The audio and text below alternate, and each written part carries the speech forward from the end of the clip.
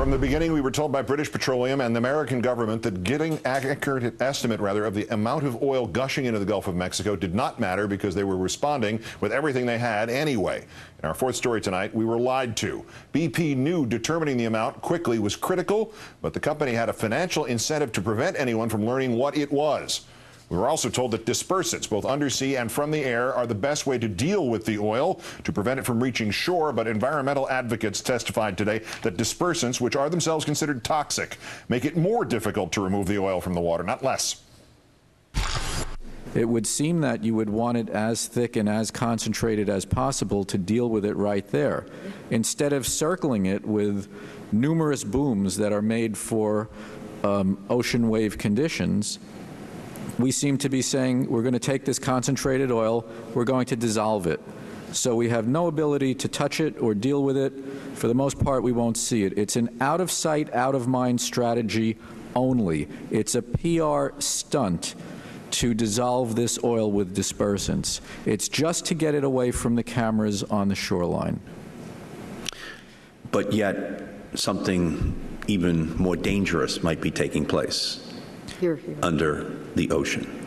Absolutely. Dispersants also make measuring the spill more difficult. McClatchy Newspapers reports BP has financial incentives to do just that. After weeks of BP and the government telling us the amount did not matter, McClatchy quotes BP's own internal oil spill response plan, which says, quote, the following actions are critical to initiating and sustaining an effective response. Locate the spill, determine size and volume of the spill. Quote, in the event of a significant release of oil, an accurate estimation of the spill's total volume along with the spill location and movement is essential in providing preliminary data to plan and initiate cleanup operations. Generating the estimation as soon as possible will aid in determining equipment and personnel required, potential threat to shorelines and or sensitive areas. The priority issue will be to estimate and report the volume and measurements of the spill as soon as possible. BP, 1 month and 1 day later, still preventing anyone from measuring the oil at the source. According to McClatchy, BP has a massive financial incentive to figuratively muddy the waters about how much oil is in the water because juries based damage awards on the amount of oil released, just as they did against Exxon after the Valdez spill. This coming as BP suddenly reduced by half yesterday's estimate of how much oil it was sucking up through the siphon after admitting that its previous estimate of 5,000 barrels a day would mean the total spill itself had to be more than that.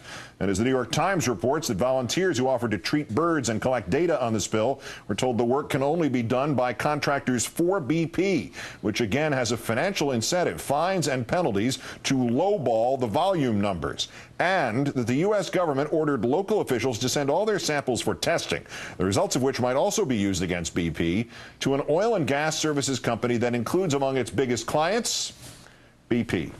Joining us now, a key source for that New York Times report, Taylor Kirshenfeld, Senior Water Quality Scientist and Division Manager for Escambia County, Florida's Water Quality and Land Management Division. Thank you kindly for your time tonight, sir. Good to see you, Keith. All right, you told the Times that you refused instructions from the National Oceanic and Atmospheric Administration to send water samples to this TDI Brooks International company for testing. Can you explain why you did that? In Escambia County, the sampling that we were doing, the pre-impact analysis, this was the baseline sampling, collecting water data, also data for sediment and oyster tissue. We wanted to make sure, as scientists, that we were doing the best that we could for the citizens of Escambia County. And that includes making sure that the samples are sent to a laboratory that doesn't have any perception of any kind of conflict of interest. And we felt like the laboratory in Texas just had too close of ties with the oil industry and BP. So instead of sending our samples there, we sent them to a laboratory in Pensacola, Florida. Mr. Kirshenfeld, you also told the Times that federal officials are telling the volunteers that only the companies hired by BP are allowed to collect the data about the wildlife that's been affected by the oil coming in from this disaster. Which officials are saying this, and what's the rationale behind what they're saying? The officials at the Unified Command in Mobile, Alabama, are telling local volunteers and local wildlife sanctuaries, people that are trained in the care of animals, they're telling them to keep their hands off, and they're telling them to back up and not touch those oiled sea turtles, marine mammals, or birds. Instead, they have their own contractor that will take care of these animals, and also their own contractor will be revealing those numbers of oiled and dead wildlife.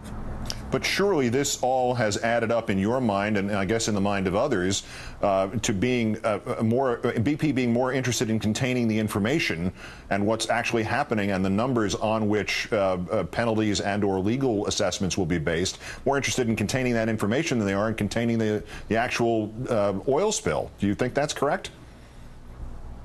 Well, that's certainly a concern, Keith. You know, for all we know, this laboratory in Texas is the best laboratory in the world. It may be. But there is that cloud of doubt. There is that perception that there just may be this conflict of interest. And as scientists, we did not want to even have to answer those questions from the public as to whether the data that we're giving them is valid and unbiased or not. We just wanted to avoid all those questions, and we knew the way to do that was to send it to the laboratory that we've dealt with for many years. What's your position? We heard this testimony questioning the use of dispersants. What's your position on the use of these chemicals? Some of those dispersants, as we've seen, are very toxic. They contain very toxic chemicals. And I was very glad yesterday to see that the U.S. EPA finally ordered BP and their contractors to use a less toxic dispersant, and I believe they gave them till Sunday to do that.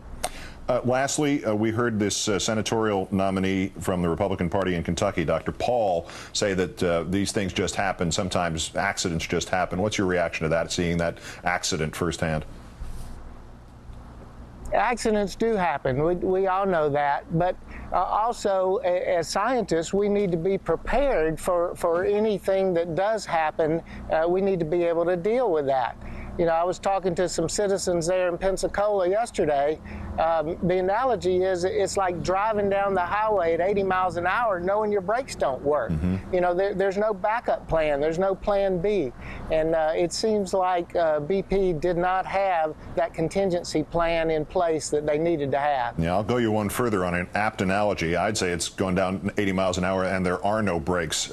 Taylor Kirschenfeld, the environmental official working for Escambia County, Florida. Great, thanks for your insight and your time, sir. You're welcome, Keith. Thank you.